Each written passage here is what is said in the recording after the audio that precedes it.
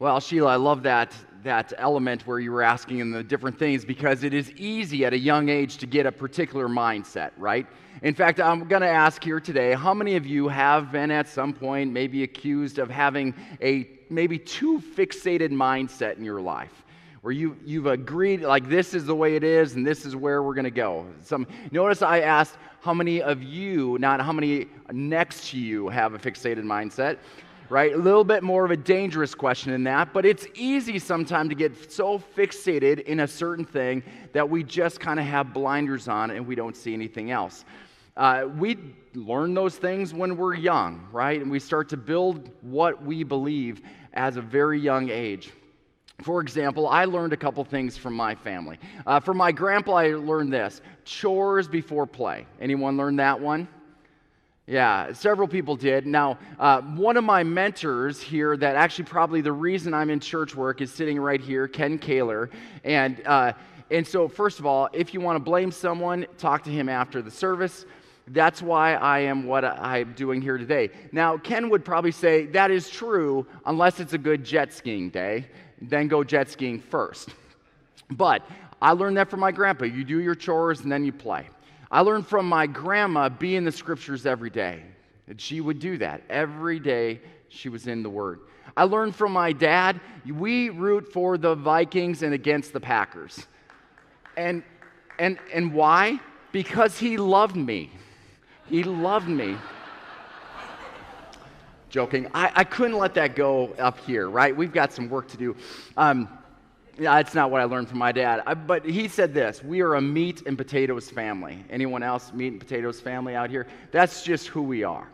And my mom, I learned this, that in everything, go to the Lord in prayer.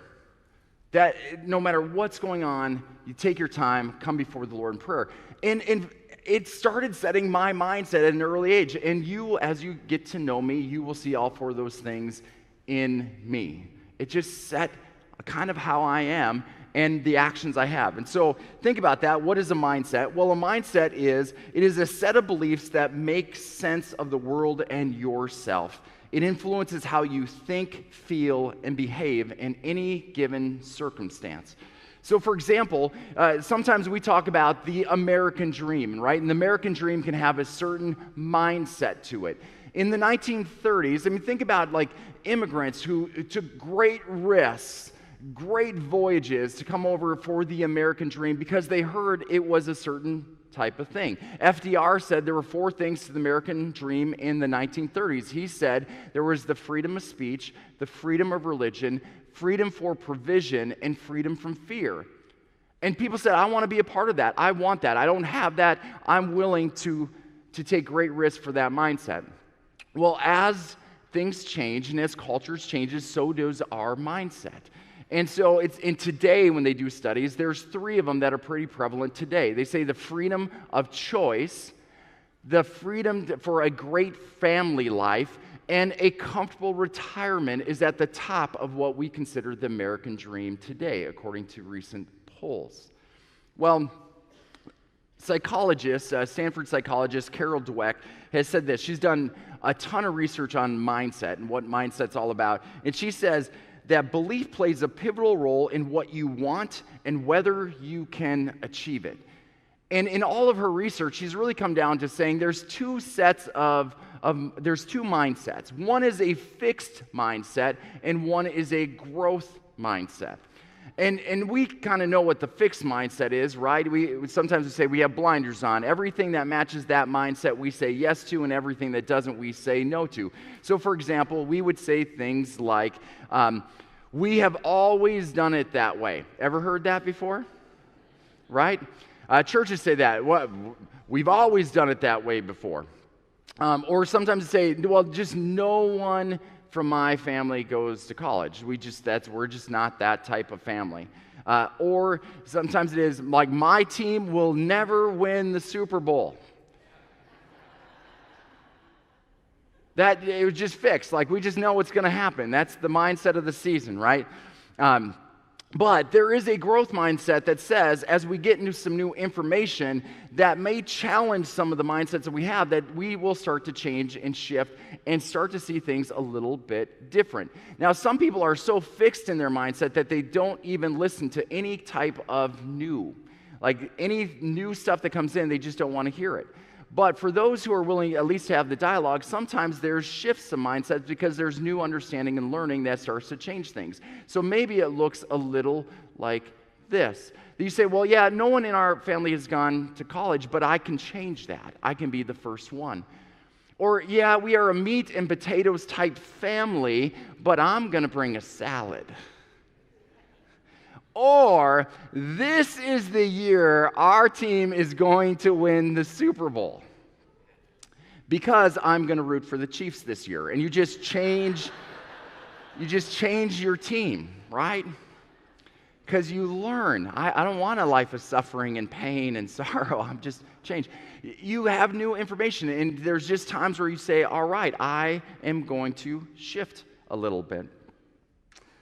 However, I will say in my life, it's so easy to get fixated on things that you just follow that way of believing and the way of thinking. So, for example, when I was young, pretty young, in elementary school, I learned pretty quickly I was not the smartest in my class.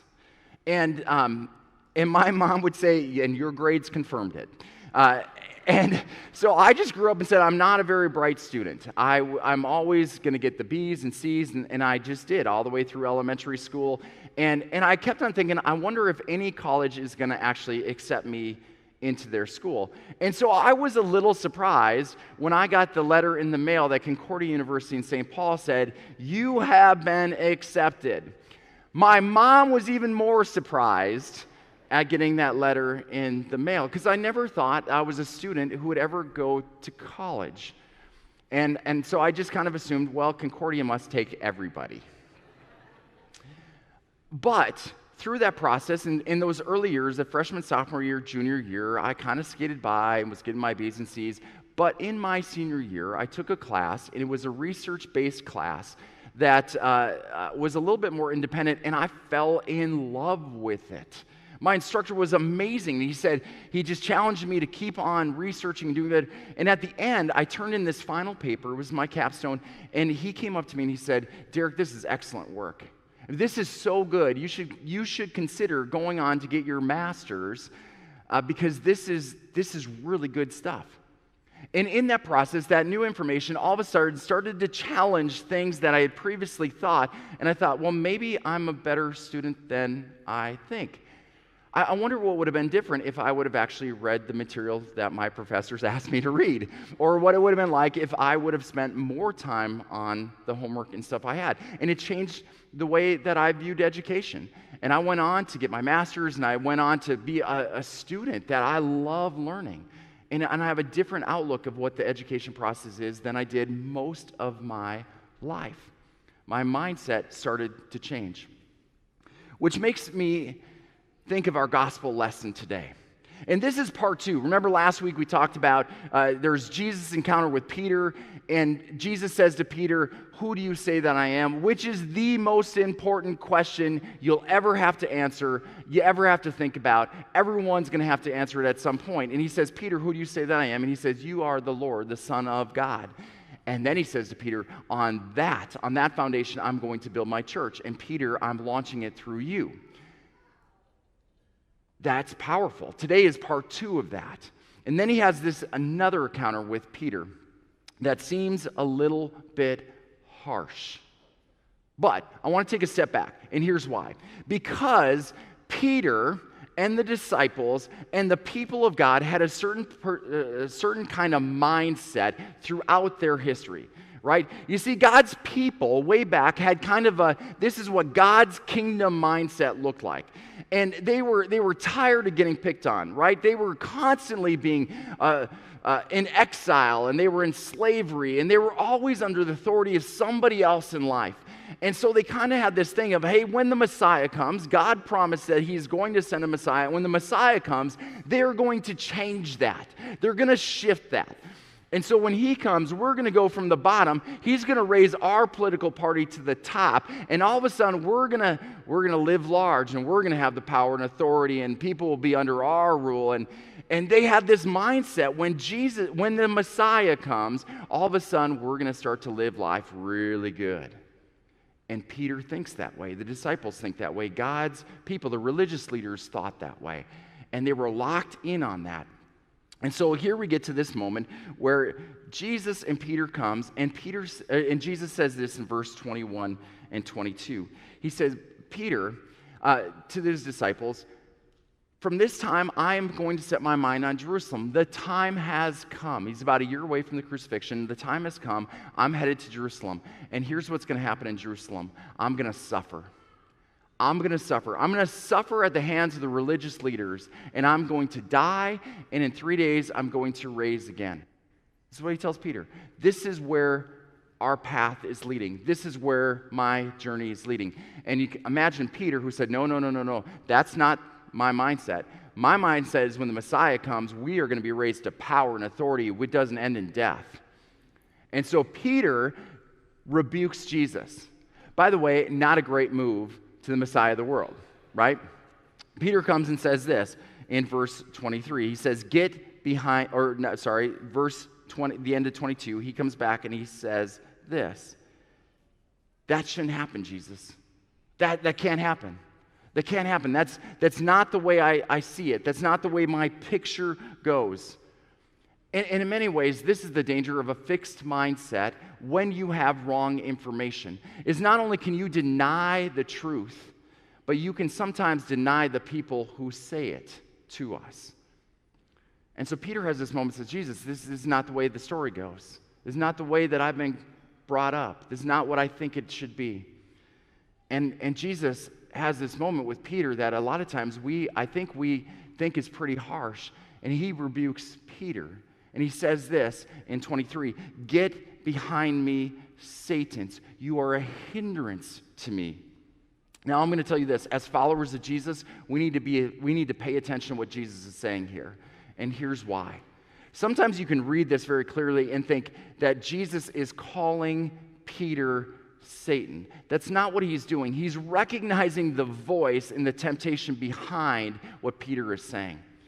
And Jesus is just willing to call it out. And he's called it out his whole life, right? When he was in the wilderness with Satan for 40 days being tempted, he said, and Satan says, Jesus, I will give you all this thing if you just worship me. And he comes back and he calls him out and said, nope, that is not the voice of my God. I worship God and I worship him only. My eyes are fixed on him. So he called him out. As the scribes and the Pharisees and religious leaders were walking with him, they were constantly trying to trap him. And Jesus saw the voice that was behind that trap. He said, no, that's not the voice of my God. The one that I'm here to do his will, that is the voice of my adversary, who's trying to get my eyes off of God's will. And he even did that with his friends, his disciples, in these moments of saying, Peter, that is not God's will, that is man's will. And he called it out. He rebuked it. And I don't know about you, but I want someone in my life to help remind me of that constantly. Can anyone else use that? Just someone to come back and no matter what's going on in your life saying, okay, Derek, is that God's will or is that the adversary speaking to you? Trying to tempt you, to try to get your mind off of kingdom stuff to earthly things. Anyone else need that in their life? Just someone to say, okay, what is of God and what is of the devil? What is of the eternal and what is of the temporary? I need that reminder constantly because it's so easy in this life to get fixated on temporary things that aren't going to last, that aren't going to be there, and to miss the true God-given call on each and every one of our lives.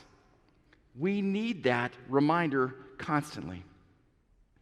And I love, he comes back into verse 23, and he says this to Peter, Peter, you are not setting your mind on the things of God. You are focused on the things of man. That is Satan's voice in the midst of that. He's gotten you to believe something that is not true. And I want to realign you to the things that truly matter, to my mindset, to the Father's mindset, because that is why we are here, is to keep our mind fixated on Him. For me, this was a great reminder at the fair on Tuesday. So on Tuesday, I took the day off, and my family and I went to the state fair. Anyone been to the state fair yet? Yeah. I would encourage you to go today. It's going to be 100 degrees. I'm sure it's going to be fantastic if you haven't been there yet. We love the state fair. We're state fair people. We go there I love the gadgets, right, to all the different things, and the salespeople. I love talking with them. I love the fine, healthy cuisine that the state fair offers a person as a meat and potato type person. They have a lot of that stuff. And it's just a fun day to people watch. I love the fair. And so we were enjoying the fair and living it up, and it was a really great family day.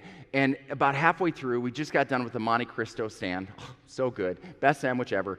And as we were doing that, all of a sudden we were walking, and my wife Kristen kind of nudges me, and she said, "Do you see her shirt?"